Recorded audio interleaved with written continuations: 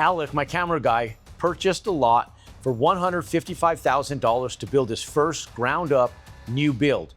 And so we're 80% of the way through the build. Let's assess the overall cost of construction, where we are today compared to our budget numbers and where we're going to be in the next few weeks for the overall profitability and overall cost to build today. Our total budget number when we first started was $660,000. That's including our full construction costs, the land, debt service, and some contingency costs on this $997,000 home that we're proposing to list at. On this $997,000 house, we're going to list in just a few weeks. Let's go in, let's break this down for you. So when we went in, it's a 2,600 square foot house. 2,601 is the actual square footage of the house. So now we had a proposed budget of $660,000. This is total budget, okay? Now, resale price is going to be $997,000. Okay, this is conservatively speaking. We're going to list the house probably slightly higher than that. We're anticipating that it's selling based on comps at $997,000. The resale price of the house we're going to list it at is a little over $1 million, maybe $1,050,000 with an anticipated resale price of $997,000.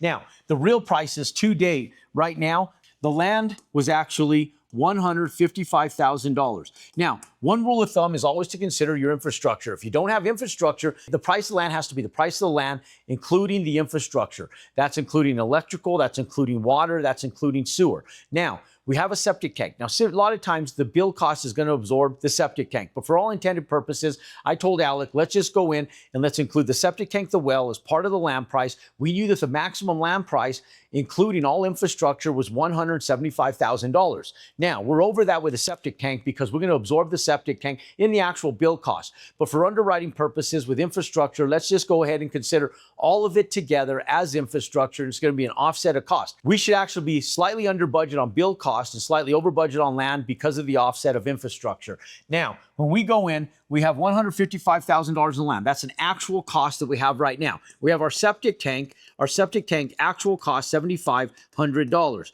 Our well actual cost $20,000. So a total cost is $155,000, $175,000, $182,500, all in land and utilities. Okay. Now, this is all of our land cost. This is build ready. Now, we have a total cost budgeted right now on our budget spreadsheet breakdown. Total build cost, this is the actual build cost, to date of $289,500.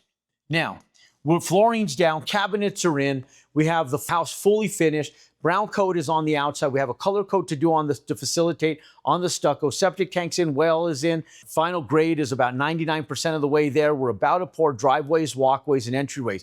Exterior facade on the tile is already up. All interior tile is done. We're getting ready to template the granite. And so painting and all of the closet work, doorways, trim is already in. So finished out. We still have the appliances, we still have the electrical trim out, the plumbing trim out, and the heating and cooling, the mechanical trim out to be able to facilitate the finished construction of this overall $997,000 home. We have a total soft cost for architecture, engineering, and permitting of $13,000. We have a construction loan for that $660,000. The bank actually rewarded us with just shy of $700,000 of construction money. We're not utilizing that construction money if we don't need it because it's a liability. If you pull that construction money out, you have the debt service on it. It's illegal to take that money and utilize it for something else, so we keep the money in the build for all intended purposes. Now, Alec was able, because of the budget numbers, to be able to pull his original investment capital back out of the lending and still have the cost that he needed to build the house at hand without having any money out of his own pocket post 60 days into his construction of the house, where we were able to front load some of the construction cost and get those out. That even includes the replacement of capital, that $289,000, doesn't it? The $289,000 is actual cost, and no replacement capital is included in that $289,000. This is real build cost to date minus capital replacement. Now, when we go back in and we look at this, we have our soft costs, but we still have debt service. Never forget debt service. The interest and interest reserve is real money that's going to be an expense on the back end of any build. Now, We have this in what's called interest reserve. So Alec isn't making the payments every single month on the interest.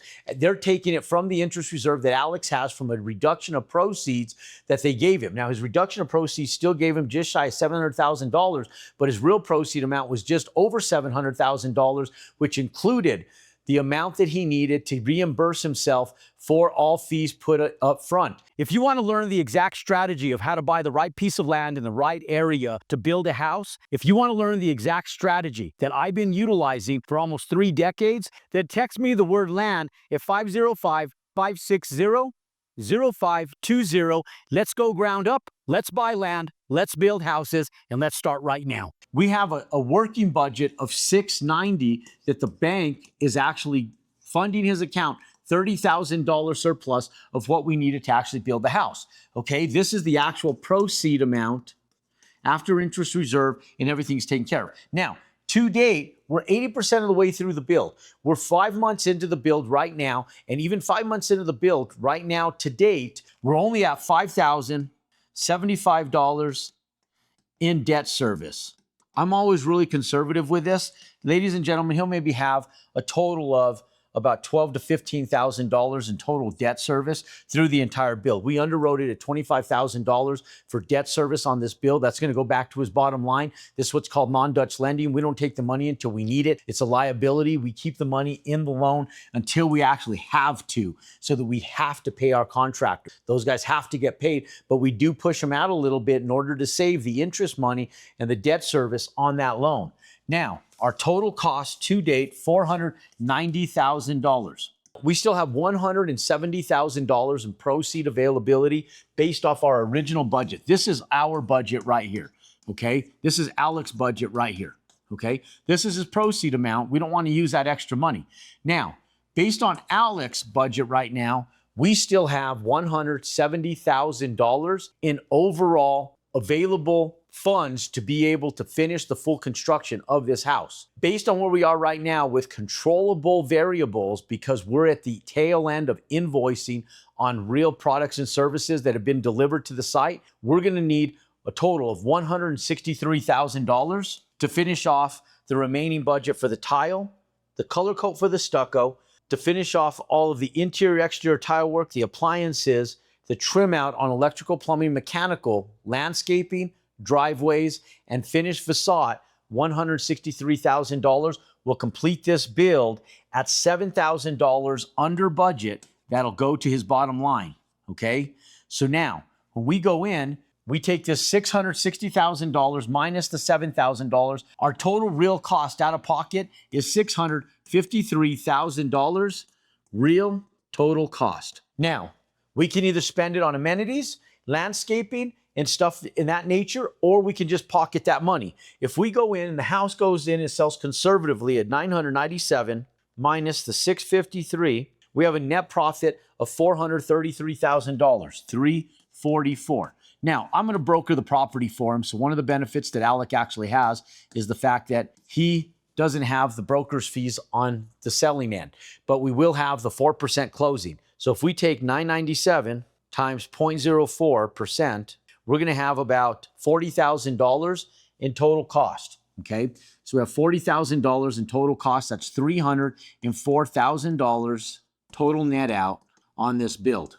Gives us an average retail price per square foot of about $380 per square foot resale value. All that said, ladies and gentlemen, we're going to have about a net profitability for Alec in his pockets of just over $300,000, potentially more, but we're just 30 days away. So I'm really proud of this build. One of the biggest reasons, because you take a guy that's a videographer, been behind the camera for the last 10 years, zero construction experience, never made more than $150,000 gross per year with his small mom and shop pop business, and now go in and in one single build in less than a year, go in and profit over $300,000. Look, I don't care what walk of life you come from. You want to learn how to buy land, build houses, and profit from it in the next 12 months? Comment the word build down below. You want to learn how to buy land, build houses step by step? Then click and subscribe to my YouTube channel, follow my content, pound that thumbs up button, give us a little bit of love, comment down below the word build, and let's go in and let's take a build out of the ground. If you're watching this for the second time, put hashtag repeat, and until next time, let's go out and compound your success.